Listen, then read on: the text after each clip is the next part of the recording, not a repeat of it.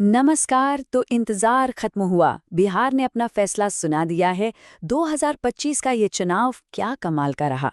कौन बना सिकंदर और किसके हाथ लगी मायूसी।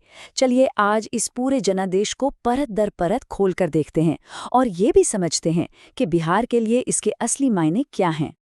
तो सबसे बड़ा सवाल यही है, बिहार की जनता ने इस बार क्या बदला है और क्या है जो वैसा का वैसा ही रहा। आइए नतीजों के साथ ही इस पूरी पहेली को सुलझाना शुरू करते हैं। तो सबसे पहले वो बात जिसके लिए सबने इंतजार किया, आखिरी फैसला क्या रहा।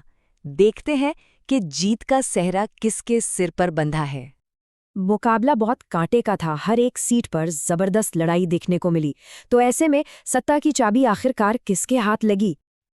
जी हाँ, इस बार का जनादेश गया है राष्ट्रीय जनतांत्रिक गठबंधन यानी एनडीए के हक में। उन्होंने बहुमत का जो जादुई आंकड़ा है उसे पार कर लिया है। अब जरा आंकड़ों पर नजर डालते हैं क्योंकि आंकड़े काफी कुछ साफ कर देते हैं। जैसा कि दिख रहा है, बीजेपी और जेडीयू वाले एनडीए को संख्या सीटों के साथ एक क्लियर मैंडेट मिला है। वहीं आरजेडी और कांग्रेस का महागठबंधन संख्या सीटों पर रह गया। लेकिन देखिए, कहानी सिर्फ नंबरों की नहीं है ना। इस चुनाव में कुछ बहुत दिलचस्प ट्रेंड्स देखने को मिले। वोटर टर्नआउट थोड़ा ज्यादा रहा, युवाओं ने बहुत बढ़ चढ़कर वोट किया और खास तौर पर महिला वोटर्स की भूमिका काफी मजबूत रही। इन्हीं सब ने मिलकर नतीजों की पूरी दिशा तय कर दी। तो सवाल ये उठता है कि आखिर ऐसा हुआ क्यों? आइए उन 4 बड़े फैक्टर्स को समझने की कोशिश करते हैं जिन्होंने इस चुनावी नतीजे की पूरी कहानी लिखी है। देखिए, चुनाव की पूरी कहानी इन 4 पिलर्स पर टिकी है। लीडरशिप का चेहरा कौन था, कास्ट का समीकरण कैसे बैठा, नौजवानों के लिए क्या जरूरी था और महिला मतदाताओं ने किसे चुना। इन चारों ने मिलकर ही जीत और हार का फैसला किया है।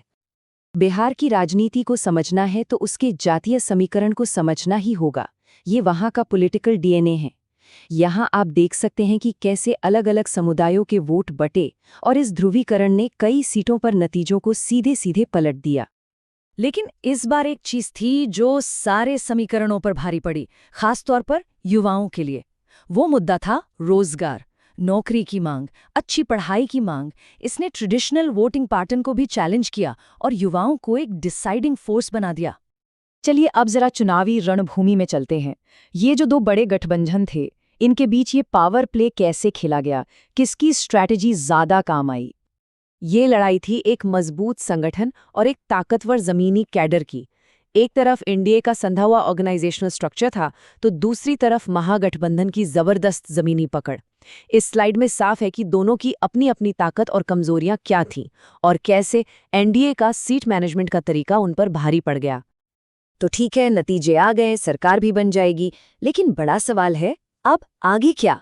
इस जनादेश का बिहार के भविष्य पर क्या असर पड़ेगा? देखते हैं कि आने वाले दिनों में क्या कुछ बदल सकता है। इस जनादेश का असर काफी दूर तक जाएगा। अब सरकार पर डेवलपमेंट प्रोजेक्ट्स तेजी से पूरे करने का दबाव होगा। बेरोजगारी पर नई पॉलिसी लाना एक तरह से मजबूरी होगी क्योंकि ये युवाओं का सबसे बड़ा मुद्दा था। और सिर्फ इतना ही नहीं, ये नतीजे 2019 के लोकसभा चुनावों के लिए भी पूरे राजनीतिक समीकरण को बदल सकते हैं। और अंत में एक बात तो माननी पड़ेगी, हर चुनाव एक आईने की तरह होता है जो दिखाता है कि जनता क्या सोच रही है। यह हमें याद दिलाता है कि लोकतंत्र में असली ताकत तो वोटर के हाथ में ही है, जो हर 5 साल में देश और राज्य की दिशा तय करता है। तो इस बार बिहार की जनता का संदेश क्या था? क्या ये विकास के नाम पर वोट था, या फिर बदलाव की एक कोशिश थी, या फिर ये सिर्फ जातीय समीकरणों का एक और खेल था? सोचने के लिए इसी सवाल के साथ छोड़े जाते हैं।